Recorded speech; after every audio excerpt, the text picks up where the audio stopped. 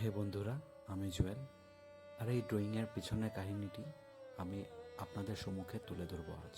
বিগত কিছুদিন থেকে আমার মন মেজাজটা ভালো নেই, হয়তো কাজের প্রেশার কিংবা মানসিক অশান্তি। মাঝে মাঝে আমি নিজেকে অতিরিক্ত ভাবনায় ভাসিয়ে দিই, আর ওই পরিস্থিতি থেকে নিজেকে বের করার সবচাইতে কার্যকর উপায় হচ্ছে মেডিটেশন। আর একটি আর্টিস্টের জন্য মেডিটেশন হচ্ছে তার আর্ট কিংবা ড্রয়িংয়ের জন্য সামগ্রী ছিল না আমার কাছে, তাই নিজে একটু রেডি হয়ে নিই আর চলে যাই আর্টের কপি শপি কিনতে। ড্রয়িং রিলেটেড সামগ্রীর একটাই সমাধান, সেটা হচ্ছে আর্ট ওয়ার্ল্ড। তাই জন্য আমি ছুটি হসপিটাল রোড শিলচরে অবস্থিত আর্ট ওয়ার্ল্ডে। শিলচরে থাকবে আর ট্রাফিক পাবে না, সেটা তো হতেই পারে না। যাই হোক, ব্যাক টু দ্য পয়েন্ট। সেখান থেকে কপি পেন্সিল চারকোলের সাথে সাথে ইরেজার বা আরও আর্ট রিলেটেড সামগ্রী কিনে নিয়ে এসে আমি ঘরে পৌঁছাই। এবার ভাবলাম A4 সাইজের না কিনে A3 সাইজের কপি কিনবো। নতুন কিছু গড়ে তোলার উদ্দেশ্যে আমি প্রস্তুতি নিই। মাথায় ভীষণ আইডিয়াস ঘোরাঘুরি করছিল। আমি ডিসিশন নিতেই পারছিলাম না যে কি করব বা কি ক্রিয়েট করব। ভাবতে ভাবতে আমি আবারও ভাবনায় হারিয়ে যাই। একসাথেই অনেকগুলো আইডিয়াস আমার মাথার মধ্যে ঘুরছিল।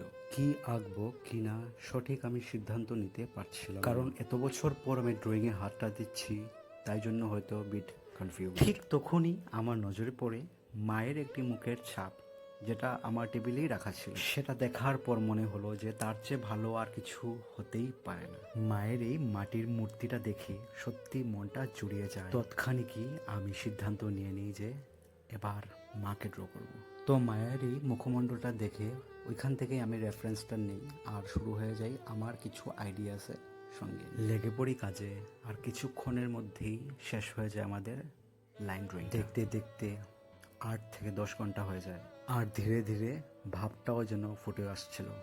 অনেক অনেক ভালোবাসা আর পরিশ্রমের ফলস্বরূপ আপনাদের সম্মুখে। ওইদিকে রাত ফুরিয়ে সকালের হালকা সূর্য ওঠা আরম্ভ হলো, আর এই দিকে আমি মায়ের সাথেই ছিলাম। হাজার গল্প, ভালোবাসা, গান ও কাহিনী শুনিয়ে আমি মাকে প্রসন্ন করার চেষ্টা করছিলাম। তারপর এক ঘুম দিয়ে পরদিন সকালে আবার লেগে পড়ি। কখন যে সকাল থেকে বিকেল হয়ে গেল সেটা আমি বুঝতেই পারলাম না। এভাবেই কেটে যায় আমার 5 থেকে 6 ঘন্টা।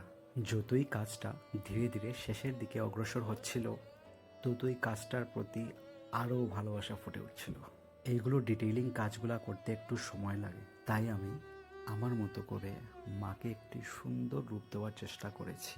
ছবিটা দেখে মনে হচ্ছিল মা স্বয়ং আমাকে বলছে, সাব্বাস, ভালো করছিস। দেখতে দেখতে গল্পটির শেষ অধ্যায় চলে আসলো। মা বলে কথা, তাই জন্য সাজসজ্জা কিংবা অলংকার কোনো দিকেই আমি টুটি রাখি। সত্যি সত্যি শেষ হলো মায়ের এই অপরূপ সুন্দর মুখমণ্ডলের রূপ দেওয়ার কাহিনী। মনের গভীর থেকে করা একটি কাজ, ভক্তি, শ্রদ্ধা ও অনেক অনেক ভালোবাসার সহিত করা এই কাজটি আমার অত্যন্ত 4 বছর পর ড্রয়িংয়ে হাত দিয়েছি।